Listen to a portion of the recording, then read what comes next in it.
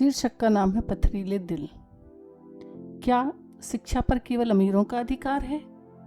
जब एक अनपढ़ महिला ने झुग्गी की बेटियों के हाथ में कलम थमानी चाही तो समाज की सभ्यता का नकाब उतर गया। एक तरफ बस्ती की संकीर्ण सोच थी तो दूसरी तरफ शहरों के पथरीले दिल वाले रईस। सुनिए शांताबाई के संघर्ष की वह गाथा जहां उन्होंने बेटियों के भविष्य के लिए अपने कानों के कुंडल तक बेच दिए पर हार नहीं मानी। शांताबाई की कहानी को अब हम उस पर्दे के पीछे ले जाते हैं जहां ऊंची इमारतों की चकाचौंध और झुग्गी के अंधेरों का टकराव होता है।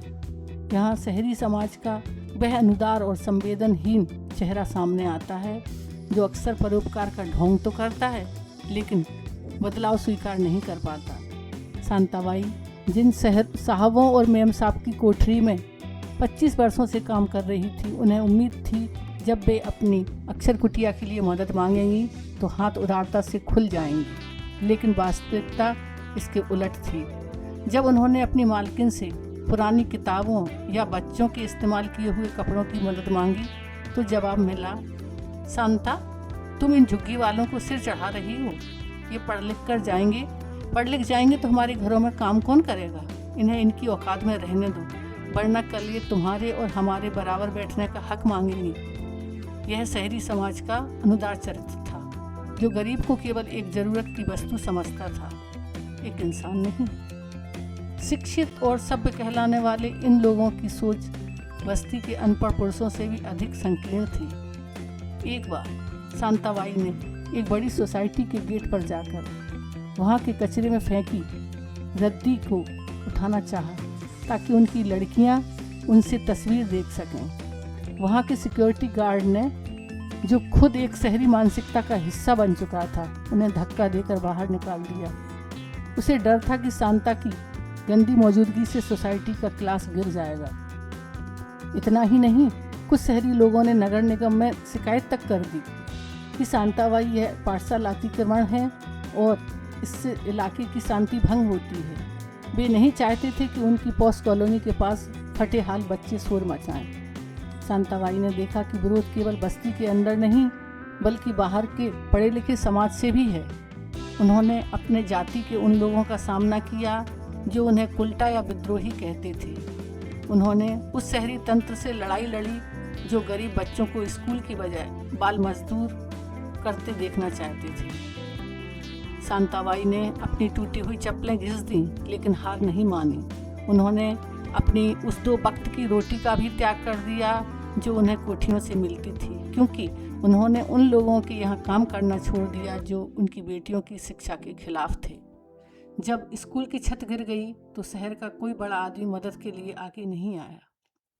शांताबाई ने अपनी वह आखिरी निशानी, अपने सोने के कुंडल बेच दिए जो उनके पति ने उनके विवाह पर बनवाए थे।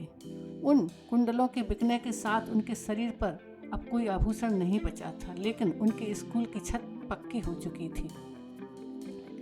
जब स्कूल की छत पक्की हो चुकी थी, समाज की उस पुरुषवादी अनुदार सोच को उन्होंने अपने मौन कर्म से जवाब दिया।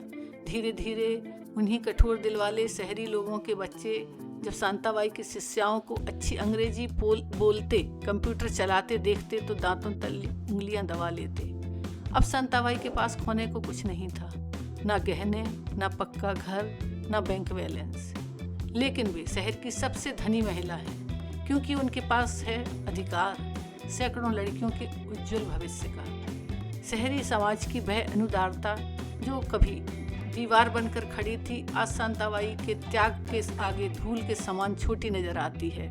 जब वे रात को अपनी झुग्गी की चटाई पर लेटती हैं तो उन्हें जो नींद आती है वह उन बड़ी कोठियों के वातानुकूलित कमरों में रहने वाले लोगों को कभी नहीं आई होगी। साथियों, शांताबाई की यह कहानी केवल एक व्यक्ति का संघर्ष नहीं है बल्कि हमारे समाज के दोहरे चरित्र का आईना है।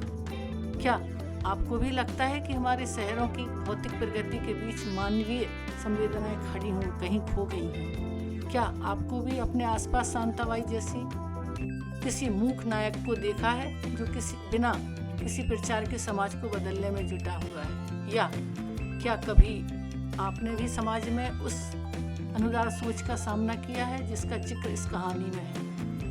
यदि आपके पास कोई ऐसी सत्य घटना है या अनुभव है जहाँ त्याग और संघर्ष के जीवन में उजाला किया जा सकता है तो उसे हमारे साथ साझा करें। अपनी राय कमेंट बॉक्स में लिखें या अपनी कहानियों को ईमेल कर सकते हैं। व्हाट्सएप भी कर सकते हैं 8989015017 पर। Thank you.